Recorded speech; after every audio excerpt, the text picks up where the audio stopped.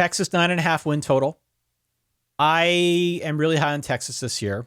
I'm not ashamed to say it. I think you're in a similar camp. I am. We both feel really good about the state of the program, what Sark is doing. As compared to his first season, last year we saw a really big jump on the defensive side of the ball. Not unanimously, but where it counts, they took a really big jump. It was their best defense in 5 years. They were the best in the nation, for example, at forcing teams into third downs. Great. This season, offensively, we will look to see what the offense looks like now because Bijan Robinson is in the NFL. Yep. That will be a problem. But look, they're solid. They're solid. They've got a lot of talent. I don't necessarily like this schedule with respect to a playoff run. Okay. I'm just treating this season, this schedule, as another potentially high watermark for Sark. Because now he's in year 3. He needs to keep proving himself at a place like Texas, that he's building momentum, especially ahead of that SEC move. Mm-hmm.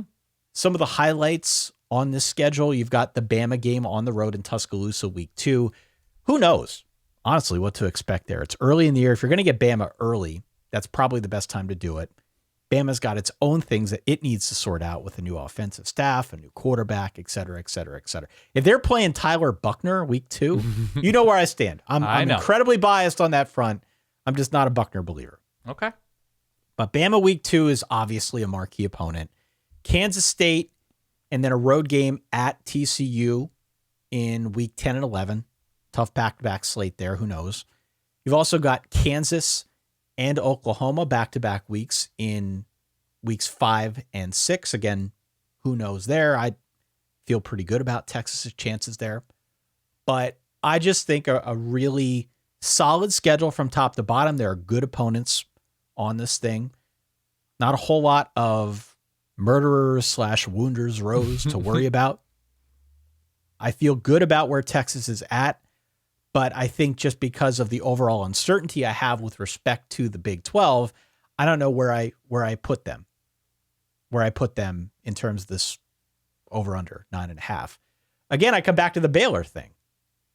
Baylor week 4 on the road. If Baylor is good, Baylor could beat them with a retooled offense that doesn't turn the ball over, with hopefully a better defense. There's a possibility there, especially getting that game at home for the Bears. But it just feels to me like Texas is in a good spot. Sure. They will probably get to 9 wins, no issue, but getting above that 10-win plateau, pushing a little bit higher, trying to be Big 12 or, a playoff contender, that to me is really the question this year. So, I mean, when you look at this schedule specifically, because we can talk about the roster, we can talk about Sark, we can talk about last year, we can talk about where they need to improve and situationally where they're good, where they're not good, whatever. They played, or their underlying numbers suggested that they were of a 9 or 10 win caliber last year. That's right. But they're a team that has dum-dums in them. And you win your clunkers, you don't lose your clunkers. That's what we say on this show. Wins are better than losses. So, where are the dum-dum moments for Texas on this schedule? Is there a dum-dum moment at home against BYU a week before K-State and TCU? Is there a dum-dum moment a week after TCU on the road at Iowa State? I could see that. We know that Iowa State and Texas have a little bit of recent history. Sure. The Baylor game, again, I come back to that. I don't know what to make of Baylor, but a week before the Kansas and Oklahoma stretch, maybe, that again, I keep coming back to this, but part of, I think, the fascination I have with the conference is that you have a lot of teams that feel solid on some level, but you can very easily envision dum-dum moments, whether it's Texas or Oklahoma or K-State or teams maybe a rung below.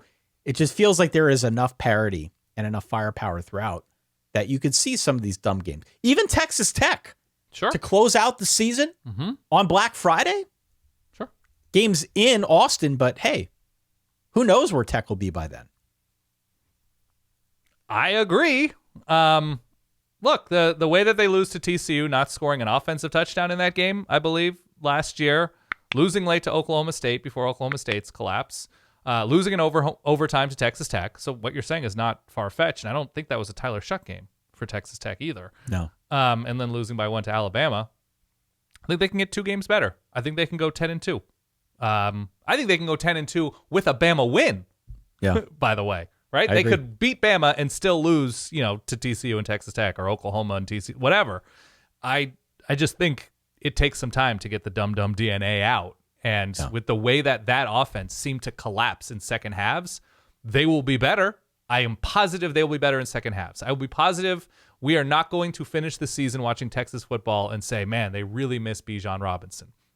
I don't think he's replaceable in that it's 1-to-1, but I think you can get productivity out of the young running backs that they have. I think they're going to be very good at receiver. They might have the best left tackle in the country in Kelvin Banks. Yep. The defense is going to continue to take steps forward, especially getting after the quarterback, and the secondary should be very good. It's just scoring points in second halves, fixing what needs to be corrected last year, and they're fine. They're absolutely fine. So I have them. I'm positive they're going to be better than they were last year. They're going to win 9 games at the very least. Positive. Yeah, I agree. And if they're an actually well-coached team, they win 11.